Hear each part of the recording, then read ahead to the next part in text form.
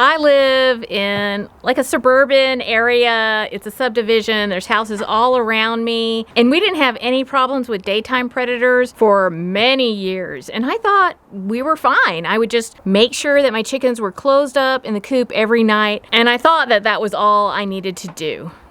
But I was wrong. In an uncertain world, one thing unites us all: the chicken. From the suburbs to the big city, let's learn an inclusive and stress-free way to raise chickens. Welcome to Chickenlandia.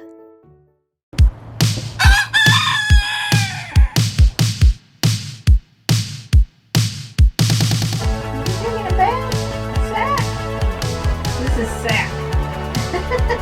Named by my 7-year-old. He was 4 when he named her. Hey guys, welcome to Chickenlandia. I am a backyard chicken educator here in the Pacific Northwest, but you can call me the president of Chickenlandia.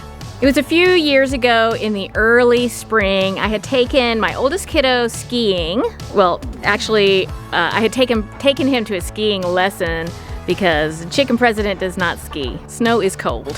Anyway, it's about an hour and a half away where we went, so my youngest stayed at home with his nanny, and they were outside basically all day. The dogs were outside with them, and they were playing in the backyard. We had a great day, and we were on our way home when I got a really unfortunate text from our nanny, and she just said, "Something got to the flock."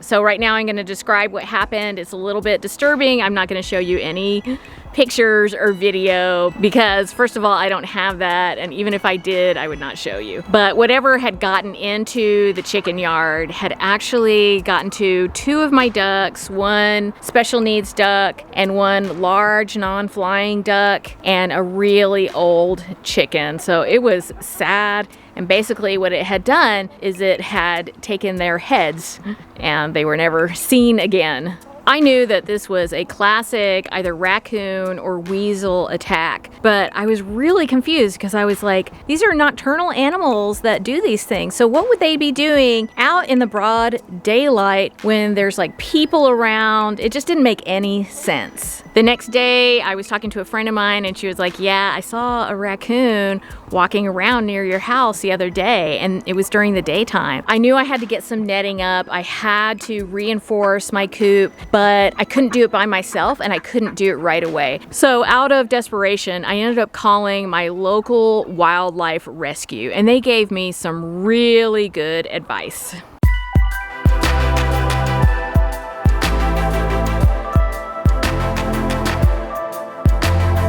So the first thing they did was give me a little bit of a lesson in nocturnal animal behavior. It is possible for raccoons and weasels and other nocturnal animals to come out during the day under specific circumstances. And it doesn't necessarily mean that they're rabid or they're sick. It just means that likely they have babies that they need to feed, and so they need extra food. Maybe there was a disturbance in their environment, and so their food source was diminished, and so they have to go out and look for more food at odd hours for them. It's also possible that they just realized that there was a very easy meal nearby, and so that encouraged them to come out in the day. Honestly, my chickens were really vulnerable. I had left them that way. I didn't know any better at the time, and so this raccoon in the early spring was very likely nursing babies. And also that year we had clear cutting nearby because we live near a very forested area. So not only did we have raccoons that year,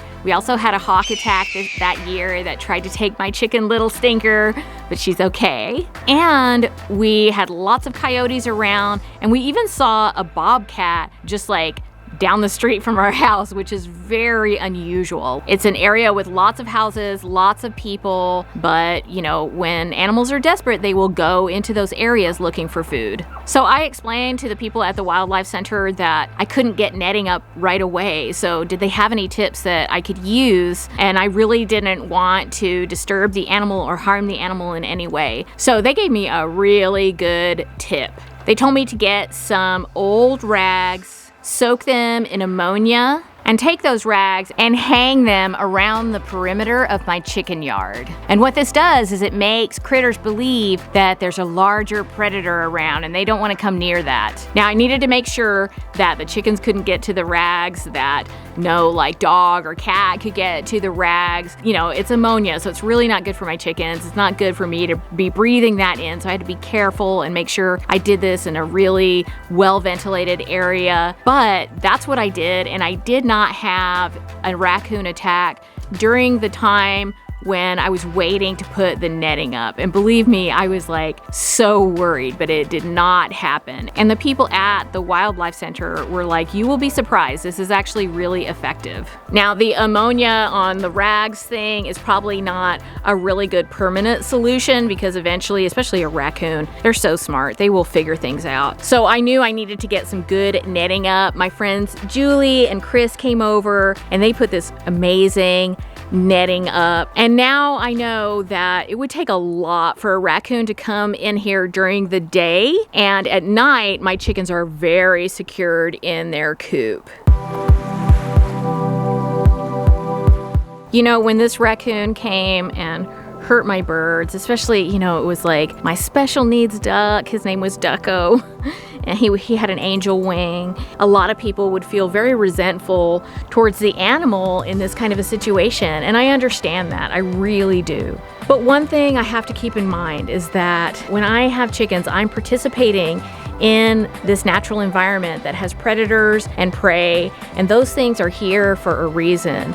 If I were to kill off all the predators in my area, then what would happen is my chickens would still be vulnerable because I haven't actually fixed the problem. I'm creating a scenario that is very unbalanced, and I put myself at risk of getting a really bad rodent problem. Because these types of animals, especially raccoons, weasels, possums, they eat rodents and they really help to keep that population down. So I don't want to disturb that ecosystem. Instead, I just prefer to really take responsibility for my chickens and keep them safe by predator proofing.